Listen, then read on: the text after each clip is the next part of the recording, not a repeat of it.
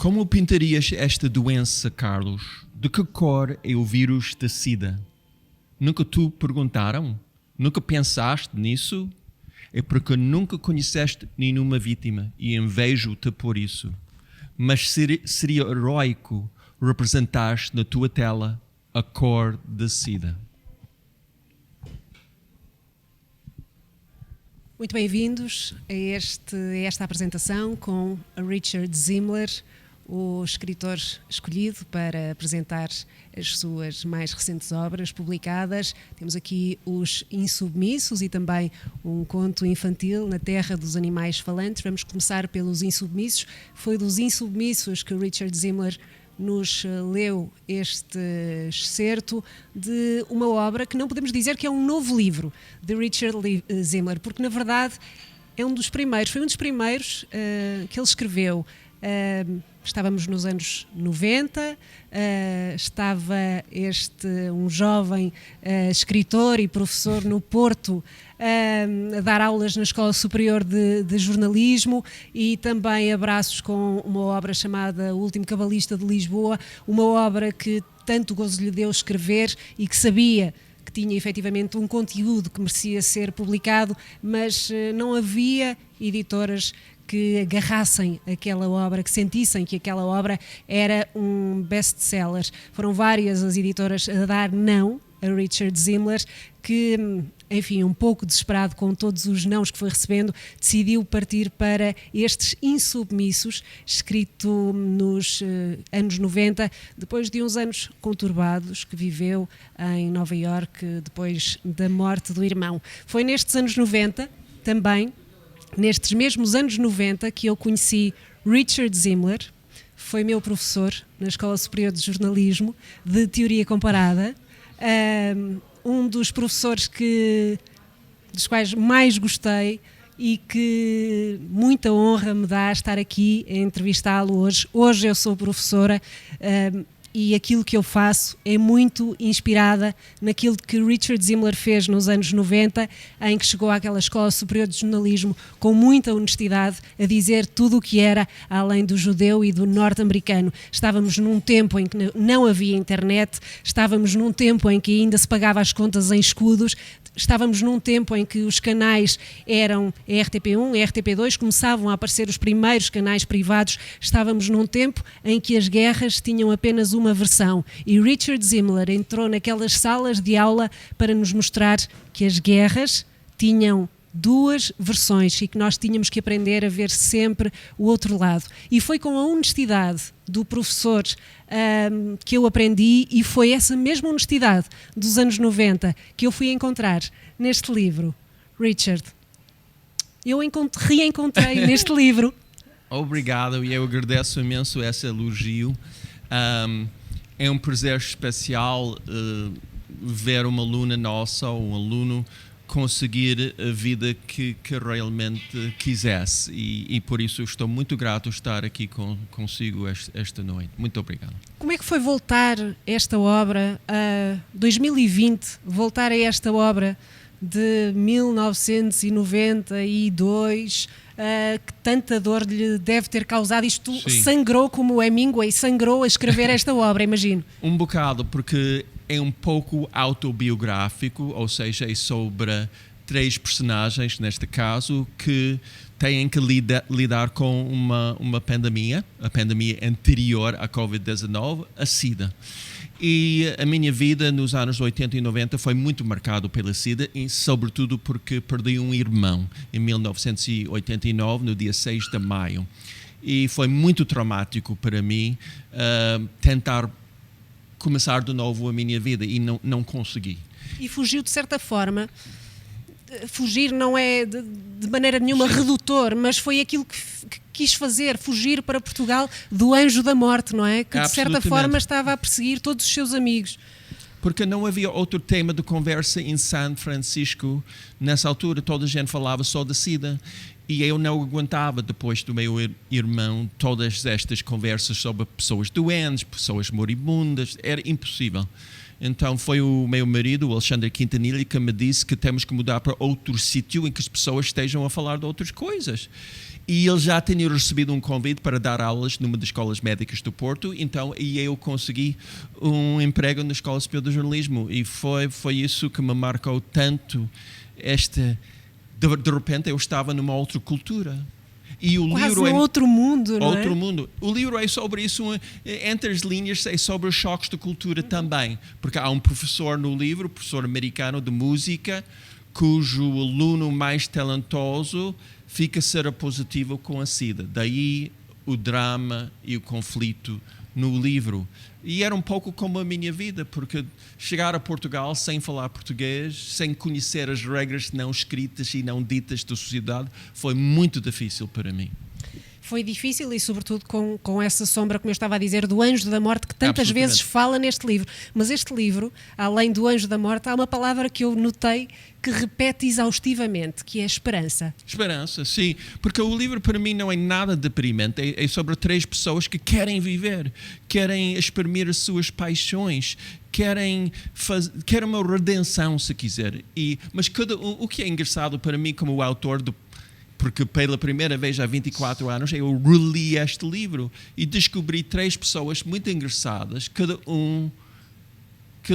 pessoa com a sua própria personalidade e a sua própria versão de uma redenção.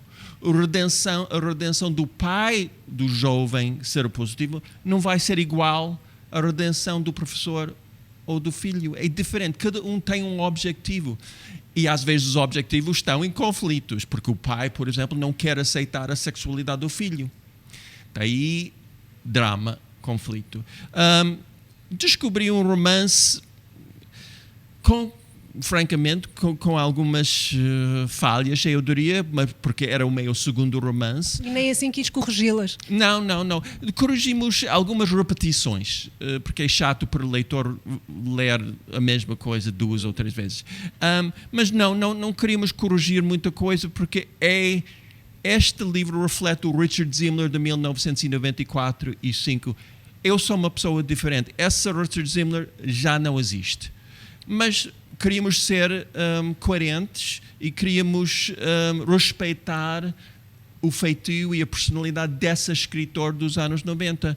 E também a atmosfera que faz parte deste livro é muito importante, a atmosfera do Porto nos anos 90. Eu orgulho-me das descrições que eu fiz. Um Porto completamente diferente, os aliados, desertos, não é? E para um americano chegar ao Porto, uma cidade um bocado parada em tempo, uma cidade muito mais escura. Mas orgulhoso sempre a dizer, quando está em Espanha, a dada altura, o professor de música, há uma espanhola que lhe pergunta se ele é de Portugal, se é de Lisboa, ele diz, não, do Porto. É claro. Não, porque Porto me marcou muito. Eu não tenho nada contra Lisboa, claro. Não tenho rivalidade na minha cabeça. Mas o Porto, para mim, era uma descoberta importante. De repente, mudei de São Francisco para uma cidade português, em que toda a gente falava português, em que eu tinha que dar aulas em português. Comida era diferente, os costumes, a maneira de pensar sobre a amizade, sobre o papel do professor e o papel do aluno, que também faz parte deste livro. Eu descobri que uma grande parte deste livro é o sacrifício que o professor faz para conseguir o melhor professor possível para esta jovem. Sacrifício a todos os níveis, não é? Correndo o risco de perder o emprego, o sacrifício financeiro, não é? Que ele tem que arranjar dinheiro para financiar aquela viagem. Falta-nos falar de uma personagem fundamental, que é o Carlos. O Carlos, pois... todo o livro é, de uma certa forma, uma carta. É uma carta. Este livro é uma carta a um homem de quem o professor de música, por quem o professor de música estava apaixonado e muito zangado com ele, não é? Sim, porque era o Carlos. Sim. E, na verdade, o Carlos, Richard, fui eu. Ao ler este livro, eu senti-me o Carlos. Sim. Eu senti-me o Carlos porque está a falar comigo. A dada altura, diz que o aluno, que é seropositivo, o António, que é parecido com o retrato do rapaz de barrete vermelho. E diz assim no livro, estás a ver o retrato do rapaz de barrete vermelho? Vai ver. E sabe o que é que eu fiz? Peguei no telemóvel, fui ao Google, fui pesquisar para ver como é que era o rapaz. Sim, eu tive necessidade de ir ver por isso eu senti-me o Carlos ao longo de todo este livro. É muito engraçado, eu nunca pensei nisso, mas é verdade, eu posso compreender isso muito bem. Sim, Carlos, o narrador é apaixonado por ele, mas o Carlos recusa assumir-se como homossexual. Então, estabelecer uma relação duradoura que recusa aceitar a sua natureza é impossível. Então, a carta é, de uma certa forma, muito generosa. Está a dizer, eu estou aqui. Se decidir assumir-se, se decidir viver a sua natureza e lidar honestamente comigo e com as outras pessoas, eu estou aqui, estou à sua espera. E não é só isso, é uma carta que é muito honesta, não é? Ele revela tudo com todos os pormenores e correndo todos os riscos, não é? É isso que eu mais gostei no livro. Eu achei que era um romance muito honesto, do narrador que confessa tudo, bom e mau sobre as outras pessoas e sobre ele. Ele reconhece que ele fez erros na sua vida. Por isso eu acho que o livro é, de uma certa forma, é um dos meus primeiros livros, mas é bastante maduro já. E fiquei muito orgulhoso disso, dessa honestidade, frontalidade.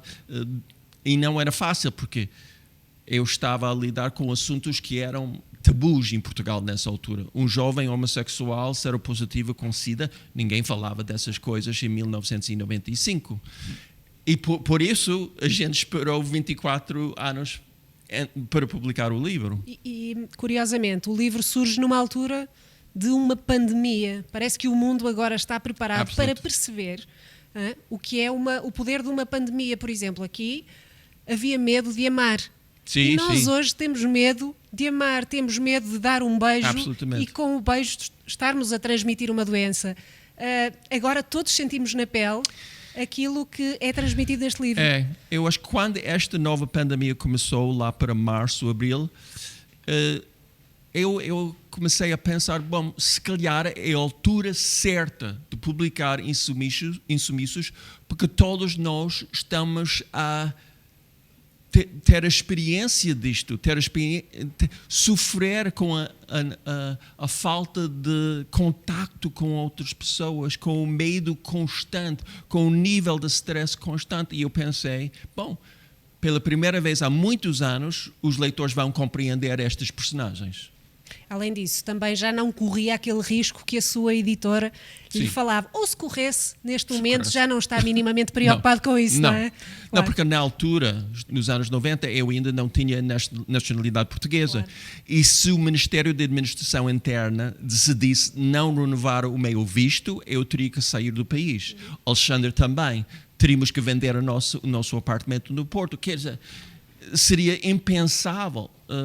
E por isso eu não arrisquei publicar Insumissos em 96 ou 97. Foi a minha editora que me salvou. Ela disse ao Richard, calma, porque pode sofrer muitas represálias com este livro. E acha que está feliz por ter sido esta a altura? Estou muito feliz. É a minha redenção. Eu falava disso em relação às personagens, mas ver uma obra nossa publicada passados 24 anos, porque é a altura certa e porque também tenho que dizer, Portugal evoluiu muito nos últimos 24 anos. Falar da nossa sexualidade já não é um tabu. Eu faço muitas sessões em liceios, escolas, por todo o país, e eu sei que pela primeira vez jovens de 16, 17, 18 anos estão a falar da sua sexualidade com os amigos, com os pais. Obviamente, a recepção não é sempre positiva, mas pela primeira vez eles têm essa coragem, essa possibilidade de lidar com a sua natureza de uma forma honesta, e isso é espetacular. Mas o que eu senti acima de tudo neste livro é que é um livro de, mais do que de falarmos de sexualidade, heterossexualidade, homossexualidade, é um livro de amor. De amor, absolutamente. Para mim, eu estou casado há 42 anos com o mesmo homem. Para mim é um não assunto. A minha sexualidade, quer dizer, faz parte da nossa natureza. É como ter olhos azuis ou ter 1,80 m de altura. Quer dizer, faz parte de nós e não tem muita importância. Foi isso que eu senti, é que é um livro de amor. É de amor e paixão, e sacrifício para mim é a palavra-chave para este livro.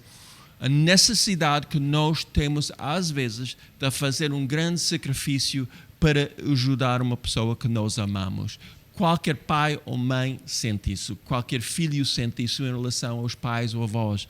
E eu acho que há momentos em que temos que fazer um sacrifício para garantir ou tentar garantir a felicidade e a realização da outra pessoa. Em relação ao título, eu adorei o título no original.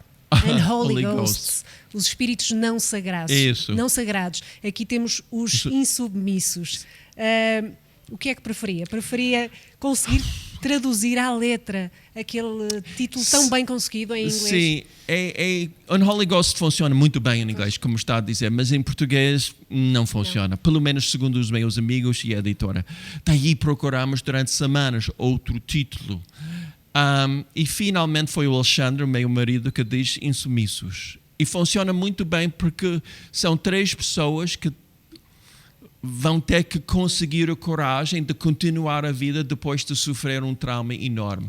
Eu acho que Insumissos funciona bem e estou muito contente com o título e também com a capa. Eu acho que a capa é lindíssima. É lindíssima. Não só tem o Porto, como tem, não só tem o Porto na contracapa, como tem esta guitarra que nos remete também para um corpo de uma pessoa, de um homem, de uma mulher, seja do que for, não é? E o grande talento do jovem António, que é guitarrista magnífico, e a importância de um jovem realizar os seus sonhos. Então, para mim, a capa diz tudo isso. Outra coisa que eu adorei neste livro são as descrições. Vivemos numa era em que é tudo muito imediato, em que faz-se poucas descrições, porque lá está, temos a internet para nos ajudar. Nós aqui vamos a teatros, nós aqui vamos a cinemas, nós aqui ouvimos música, nós aqui vamos a museus, nós vemos quadros, dizemos o que é que achamos dos quadros. Isto é maravilhoso, é um convite precisamente às pessoas eu tive vontade de ir àqueles museus. Eu acho que isso era uma função de eu ser um estrangeiro em Portugal e na Espanha, porque a Espanha faz parte do livro também.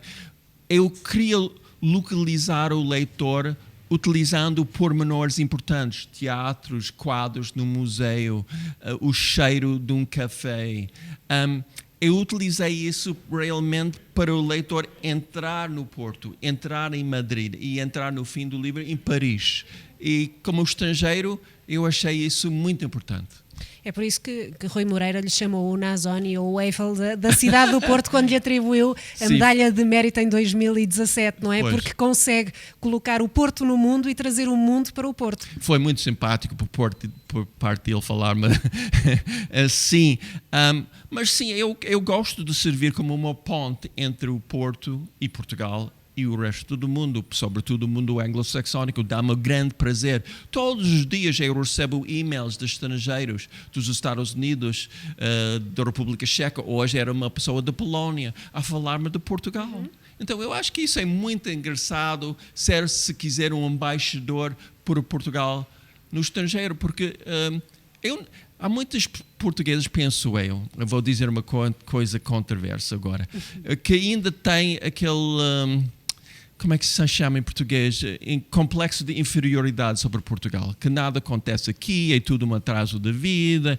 Eu sinto exatamente o contrário. Eu conheci a gente mais espetacular em Portugal. Cientistas, artistas. Eu fiz um livro com Júlio Pomar. Okay? Eu conheço o Paulo Rego. Eu já trabalhei com Pedro Abrunhosa. Quer dizer, este país tem representantes, embaixadores culturais espetaculares. É preciso saber entrar nele, não é? E conhecê-lo. Exato. Então eu não tenho essa complexo de inferioridade na minha cabeça. Então dá-me grande prazer e orgulho falar de Portugal com americanos, com ingleses, com japoneses, com toda a gente. Dá-me um gozo, se quiser. E mostrar efetivamente que a diversidade existe, e ainda bem, não é? Absolutamente. E Portugal é um país bastante diverso também. As pessoas não percebem, porque não falam português, que existem diferenças culturais entre as regiões do país. Que também, por exemplo, ainda temos felizmente uma doçaria local. Claro. Os doces de Trás-os-Montes são diferentes do Algarve ou do Porto. Isso, para mim, é um símbolo de diversidade que ainda guardamos em Portugal. E ainda bem que a guardou também aqui neste livro, porque é uma forma de preservarmos também o nosso património. Isso. Em relação ao livro infantil do qual também falamos hoje, Na Terra dos Animais Falantes, temos aqui um menino, o Nuno, que sofreu aquilo que muitos meninos sofrem e que muitos adultos sofrem, que é a perda de um animal doméstico, que é, para quem tem cães e gatos e outros animais domésticos, pode equiparar-se à perda de um familiar, de um ente querido. E ele descobre ali um mundo. Os pais, no momento em que ele perde essa cadelinha, os pais decidem levá-lo a passear para o Algarve. Isso. E ele encontra um mundo maravilhoso. Sim, um dia aparece lá no Algarve um mocho mágico, Francisco, que conduz o menino, o Nuno, para a terra dos animais falantes, onde ele encontra um esquilo, um gato e muitos outros animais, 2 dodós loucos, que respondem às suas perguntas sobre a vida e a morte e tudo o que está pelo meio. E ele anda desesperado à procura de um lema. Pois, é isso. Todos os animais têm um lema, menos ele. Ou seja, o esquilo diz, por exemplo, todas as nozes são poucas. E os dodós dizem que estranho é a coisa mais bela do mundo. Claro. Mas falta ao Nuno um lema. E ele pensa... Porque ele está um bocado perdido neste momento. E o rato também diz que é bom ser pequeno. O rato ele usa um boné da beisebol que diz grato por ser rato. Exatamente. Que eu adoro. Os meus primos, eu tenho primos pequeninos na Flórida e eles adoraram isso, grato por ser rato. Vai ter que fazer uns bonés com esse slogan. É curioso o que as crianças gostam mais, porque às vezes os adultos gostam de uma coisa, uma cena muito comovente ou dramática, e as crianças gostam de outra coisa.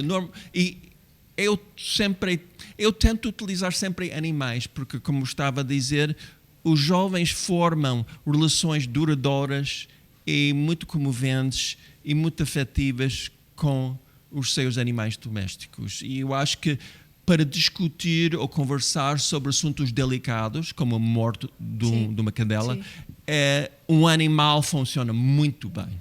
Eu, se tivesse que definir o Richard Zimmler, eu escolhi a Safira, que é uma cobra de olhos azuis.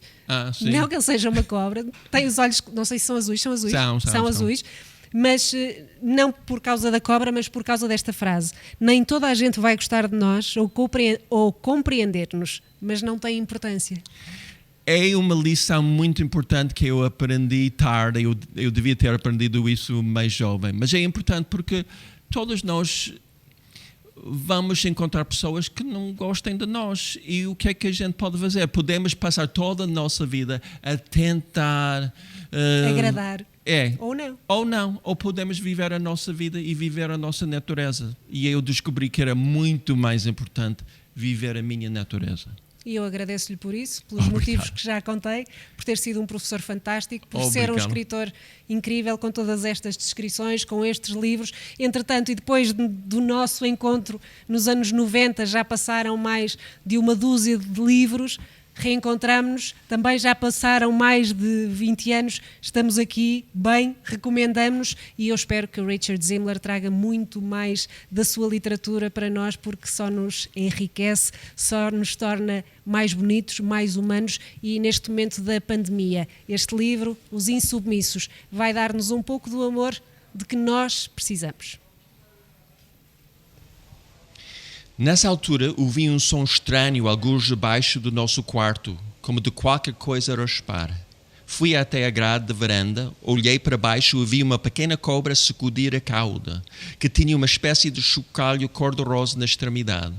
Quando me viu, abriu a boca, ameaçando-me com as presas de aspecto fatal. Afastei-me, estava a tremer.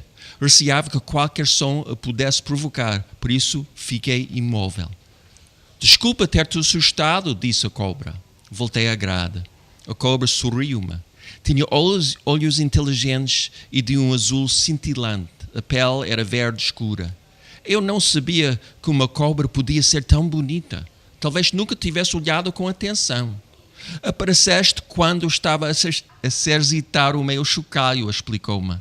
Apanhei um susto. por isso te ameacei com as minhas presas. Ocorreu-me que, se os cobras e os monstros sabiam falar, eu tinha deixado de estar no mundo que habitualmente habitava.